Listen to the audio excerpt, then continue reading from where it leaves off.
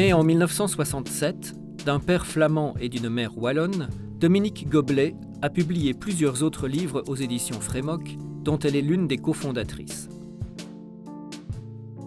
Elle est aussi une artiste de galerie qui expose régulièrement ses dessins.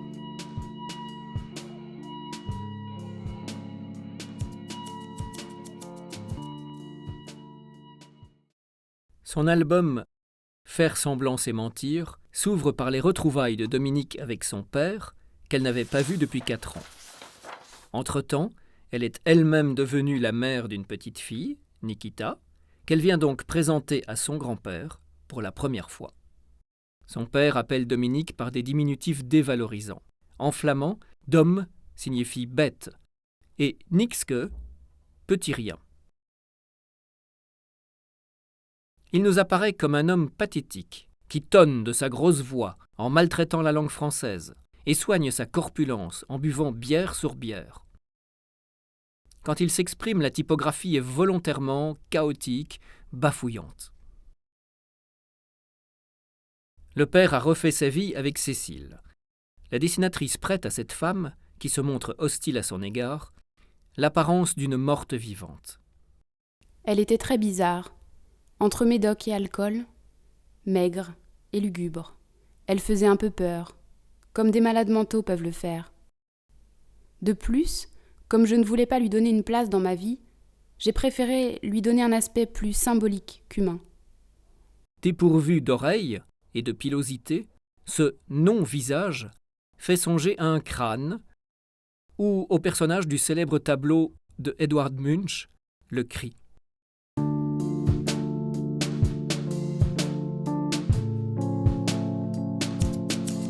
Cette réunion de famille ravive le souvenir d'un trauma remontant à l'enfance.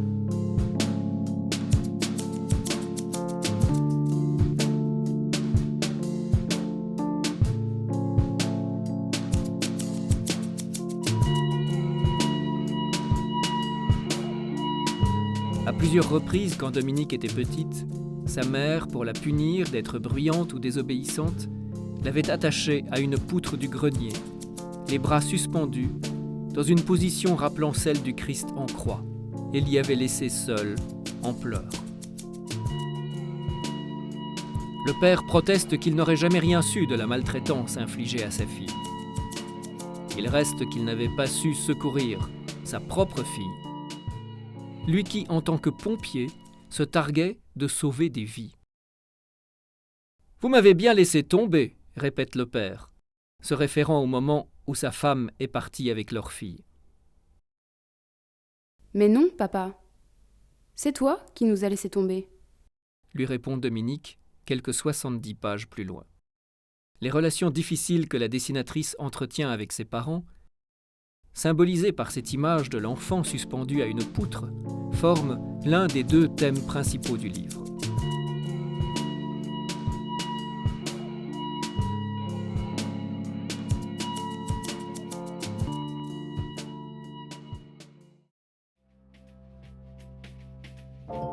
Une deuxième histoire, elle aussi douloureuse, s'entrelace avec cette chronique familiale. Elle concerne une relation amoureuse qui, après 8 mois, semble menacée de se défaire parce que le compagnon de Dominique ne parvient pas à rompre définitivement avec son amie précédente.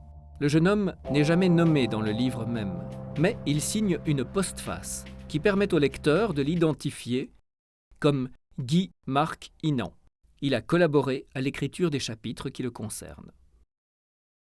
Du point de vue graphique, le style de Dominique Goblet connaît des fluctuations très importantes tout au long de l'album. Cette diversité ne s'explique pas seulement par le fait que la réalisation du livre s'est étalée sur 12 ans. Faire semblant c'est mentir se donne en effet comme un patchwork de techniques diverses. Encre rouge, dessin à la mine de plomb, peinture, fond travaillé à l'huile de lin. En outre, Goblet emprunte aux traditions graphiques et plastiques les plus variées. Elle se réfère aux icônes, aux représentations d'animaux dans les grottes préhistoriques, à la peinture non figurative, aux dessins d'après nature ou d'après photo, aux images télévisées, ou encore au style mignon.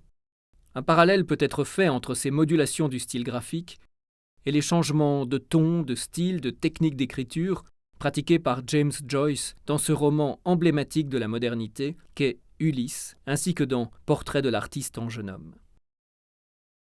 Faire semblant, c'est mentir combine 3 sortes d'images spectrales. Nous avons vu que Goblet prête à Cécile, la nouvelle compagne de son père, l'apparence d'une morte vivante.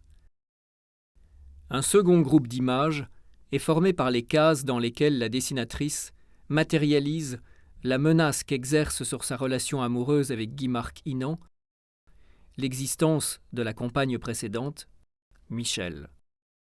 Cette tierce personne est figurée comme une présence fantomatique, insistante, toujours là.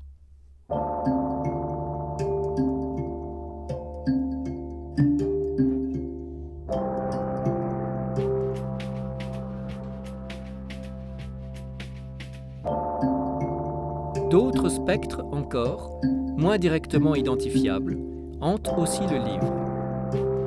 Ils apparaissent en pleine page, dévorés par une obscurité qui laisse à peine deviner une forme volontairement laissée indistincte, indéterminée. Ces images muettes, hors texte, inscrivent la hantise dans le corps du livre en lui conservant son coefficient d'étrangèreté, son caractère inassimilable. Elles sont comme la manifestation graphique des blessures intimes qui ne pourront jamais se refermer tout à fait.